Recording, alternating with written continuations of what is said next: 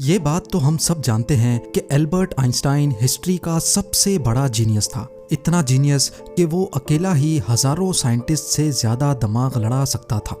जो चीज़ हम इंसान समझना तो दूर की बात, सोच भी नहीं सकते, वो आइंस्टाइन ने सोची भी, समझी भी और उसको पूरी दुनिया के लिए आसान भी बनाया। एल्बर्ट आइंस्टाइन एक फिजिसिस्ट थे जिन्होंने थ्योरी ऑफ रिलेटिविटी, E=mc² और फोटो इलेक्ट्रिक इफेक्ट के लॉज बनाकर पूरी दुनिया को हैरान और परेशान छोड़ दिया था और इसकी वजह से ही इनको नोबेल प्राइज से भी नवाजा गया। इनकी एक्स्ट्रा ऑर्डिनरी सोचने और समझने की सलाहियत देखकर लोग समझते थे कि आइंस्टाइन के पास एक स्पेशल ब्रेन है जो हम आम इंसानों से काफ़ी ज़्यादा मुख्तलिफ है। इस बात का खुद आइंस्टाइन को भी अंदाजा था। इसी वजह से वो नहीं चाहते थे कि मरने के बाद इनकी बॉडी के किसी भी हिस्से पर रिसर्च की जाए, बल्कि उन्होंने तो ये इंस्ट्रक्शंस दे रखी थी कि मरने के बाद इनकी बॉडी को जलाकर राख कर दिया जाए।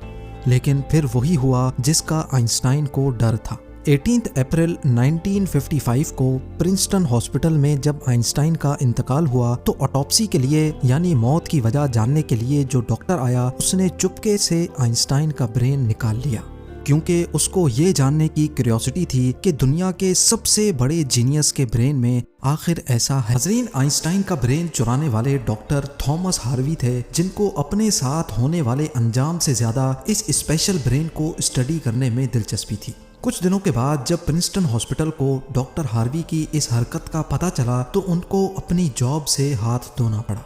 लेकिन डॉक्टर हार्वी आइंस्टाइन के बेटे हंस अल्बर्ट से जैसे तैसे करके ये परमिशन लेने में कामयाब हो गए कि वो उसके बाप के स्पेशल ब्रेन के अंदर छुपे राजों से पर्दा उठाकर उसको दुनिया के सामने लाना चाहते हैं।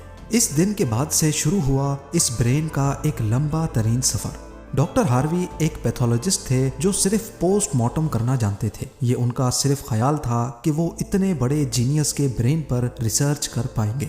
अब कंडीशन ये थी कि डॉक्टर हार्वी प्रिंसटन हॉस्पिटल की जॉब से भी हाथ धो बैठे थे और अपने पैथोलॉजिस्ट का ओहदा भी।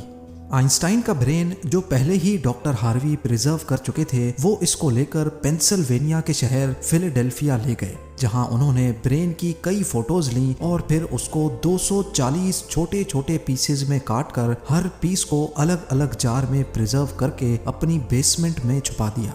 इसी मसले को लेकर डॉक्टर हार्वी का अपनी बीवी के साथ कई बार झगड़ा होता रहता था, क्योंकि उनकी बीवी अक्सर ये धमकी देती थी कि वो इस ब्रेन को उठाकर कहीं फेंक देगी। एक दिन झगड़ा इतना बढ़ गया कि दोनों मियाँ बीवी को डाइवोर्स लेकर अलग होना पड़ा और डॉक्टर हार्वी ब्रेन लेकर कैंसस के शहर विचिटा चले गए, जहां वो एक बायोलॉजिकल टेस्टिंग लैब में मेडिकल सुपरवाइजर की नौकरी करने लगे और यहाँ वो अपने फारिग टाइम में आइंस्टाइन के ब्रेन पर खूब स्टडी करने की कोशिश करते। इसके बाद कई बार वो अलग अलग जॉब छोड़कर मुख्तलिफ शहरों में ये ब्रेन लेके घूमते रहे। कई साल गुजर चुके थे लेकिन डॉक्टर हार्वी आइंस्टाइन के ब्रेन पर कुछ खास रिसर्च ना कर सके। उल्टा उनका मेडिकल लाइसेंस ही कैंसिल कर दिया गया और नौबत यहाँ तक आ गई कि उनको एक प्लास्टिक की फैक्ट्री में जॉब स्टार्ट करनी पड़ी। तभी उन्होंने पहली बार एक अच्छा फैसला किया कि वो इनके ब्रेन के अलग अलग हिस्सों को दुनिया भर के बेस्ट न्यूरोपैथोलॉजिस्ट के पास डिटेल्ड रिसर्च के लिए भेजेंगे। लिहाजा उन्होंने ऐसा ही किया। 1955 में ब्रेन चोरी होने के 30 सालों के बाद यानी 1985 में पहली बार आइंस्टाइन के ब्रेन पर एक स्टडी पब्लिश की गई। इसके बाद अगले 28 सालों तक इस जीनियस ब्रेन पर दुनिया भर के न्यूरोपैथोलॉजिस्ट ने कई स्टडीज पब्लिश की, जिनमें बताया गया कि आइंस्टाइन का ब्रेन आम इंसान के ब्रेन से काफ़ी डिफरेंट था। सबसे बड़ा डिफरेंस ब्रेन के कॉर्पस कैलोसम नामी हिस्से में पाया गया। अब यहाँ ये जानना ज़रूरी है कि इंसानी ब्रेन दो अलग अलग हिस्सों में डिवाइडेड होता है। इंसान जो भी काम करता है वो ब्रेन के एक हिस्से में पहले प्रोसेस होता है और फिर ब्रेन हमारे जिस्म के उस हिस्से को सिग्नल देता है। लेफ्ट ब्रेन हमारे जिस्म के राइट हिस्सों को कंट्रोल करता है, जबकि राइट ब्रेन हमारे जिस्म के लेफ्ट हिस्से को कंट्रोल करता है। इसके अलावा 90% इंसानों का लेफ्ट ब्रेन बोलने, समझने, मैथमेटिकल कैलकुलेशंस और राइटिंग यानी लिखने के दौरान काम करता है, जबकि राइट ब्रेन के पास क्रिएटिविटी, शेप्स को पहचानने, आर्ट और म्यूजिकल स्किल्स की जिम्मेदारी होती है। अब आप भी ये सोच रहे होंगे कि इस सब में कॉर्पस कैलोसम का क्या काम है। फर्ज कर लें कि आप कीबोर्ड पर टाइपिंग कर रहे हैं या फिर मोबाइल फोन पर। इस दौरान हमारे दोनों हाथ टाइपिंग करने में बिजी हैं। कुछ अल्फाबेट्स हमारा सीधा हाथ टाइप कर रहा है तो कुछ उल्टा हाथ। टाइपिंग के दौरान आपके लेफ्ट हैंड से एक मिस्टेक हुई तो आपने फौरन अपना राइट हैंड इस्तेमाल करके उस मिस्टेक को इरेज किया। तो इसका मतलब ये हुआ कि जब हमारे राइट ब्रेन से मिस्टेक हुई तो उसने लेफ्ट ब्रेन को फौरन सिग्नल देकर वो मिस्टेक ठीक करवाई। ब्रेन के दोनों हिस्से आपस में जिस चीज के थ्रू कम्युनिकेट करते हैं उसको कॉर्पस कैलोसम कहा जाता है। और आइंस्टाइन का कॉर्पस कैलोसम आम इंसानों के मुकाबले में कुछ ज्यादा ही बड़ा था, यानी उनका लेफ्ट और राइट ब्रेन का आपस में बहुत स्ट्रॉन्ग कनेक्शन था, जिसकी वजह से आइंस्टाइन एक ही वक्त में काफी कॉम्प्लेक्स प्रॉब्लम्स और सिचुएशंस को इमेजिन कर सकते थे।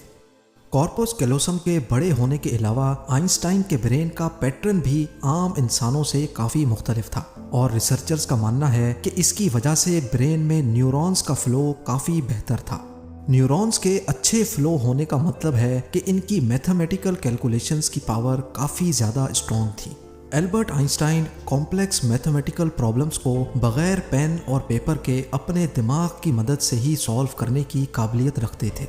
न्यूरॉन्स ज़्यादा होने की एक और वजह भी रिसर्च पेपर्स में बताई गई। जब आइंस्टाइन के ब्रेन का वजन किया गया तो उसका वजन 1230 ग्राम था, जबकि आम इंसानों का 1400 ग्राम होता है। रिसर्चर्स का मानना है कि इनके ब्रेन की लाइनिंग काफ़ी पतली थी, जिसकी वजह से इनमें ज़्यादा न्यूरॉन्स पाए जाते थे। लेकिन सबसे बड़ा सवाल अभी भी वही था कि क्या आइंस्टाइन ऐसे स्पेशल ब्रेन के साथ पैदा हुए थे या इनके पैदा होने के बाद इसमें चेंजेस आई। जांच के बाद मालूम पड़ा कि एल्बर्ट आइंस्टाइन जब पैदा हुए थे तो वो पूरे 5 सालों तक बोल नहीं सकते थे, जबकि दूसरे बच्चे 2 या 3 साल की उम्र में बोलना शुरू कर देते हैं। जब उन्होंने बोलना शुरू भी किया तब भी वो ज्यादा बोलना पसंद नहीं करते थे, बल्कि हमेशा अपनी सोचों में ही गुम रहते थे। उनके पास चीजों को मेमोराइज करने की पावर काफी कम थी, यहाँ तक कि उनको सिंपल मैथ्स के टेबल भी याद करने में मुश्किल होती थी। वो मैथ्स और नंबर्स को लॉजिकल तरीकों से प्रोसेस करने के मास्टर थे, ना कि उनको रट्टा लगाकर याद करने के। स्कूल लाइफ में बाकी हर सब्जेक्ट में आइंस्टाइन फेल होते थे, सिर्फ मैथ्स और साइंस वो वाहिद सब्जेक्ट्स थे जिसमें आइंस्टाइन के नंबर्स सबसे ज़्यादा आते थे। जब एल्बर्ट आइंस्टाइन 12 साल के थे तब एक फैमिली टीचर अपनी ज्योमेट्री की बुक इनके पास भूल गए। हैरत अंगेज तौर पे सिर्फ एक ही दिन में आइंस्टाइन वो पूरी बुक पढ़कर अपने ज्योमेट्री के कॉन्सेप्ट्स क्लियर कर बैठे। ना सिर्फ इतना, बल्कि सिर्फ 14 साल की उम्र में ही वो इंटीग्रल और डिफरेंशियल कैलकुलस के मास्टर बन चुके थे। मैथ्स और साइंस में इनकी इतनी स्ट्रॉन्ग ग्रिप थी कि जब वो क्लासरूम में कोई सवाल पूछने के लिए हाथ खड़ा करते थे तो प्रोफेसर्स घबराने लगते थे, क्योंकि आइंस्टाइन के अक्सर सवाल टीचर्स के भी ऊपर से गुजर जाते थे। छोटी सी उम्र में ही वो इस यूनिवर्स के लॉज को एक छोटी सी इक्वेशन में बंद करना चाहते थे और यही उन्होंने अपनी जिंदगी का मकसद बना लिया था। 26 साल की उम्र में आइंस्टाइन ने 4 रिसर्च पेपर्स पब्लिश करके पूरी दुनिया को हैरान कर डाला और इसी वजह से उनको पीएचडी की डिग्री और ह्यूमैनिटी के लिए आला किरदार अदा करने की सूरत में नोबेल प्राइज से भी नवाजा गया। इसका अंदाज़ा आप सिर्फ इस बात से लगा लें कि आज भी आइंस्टाइन की उन थीसिस के बिना साइंस बिल्कुल अधूरी है। कई डॉक्टर्स और साइंटिस्ट ने ये नतीजा निकाला कि आइंस्टाइन का ब्रेन उनके पैदा होने के बाद स्पेशल बना था, जिसकी सबसे बड़ी वजह यह थी कि जब उनको अपने सवालों का कोई जवाब नहीं मिलता था तो वो खुद अपने दिमाग की मदद से जवाब तलाश किया करते थे।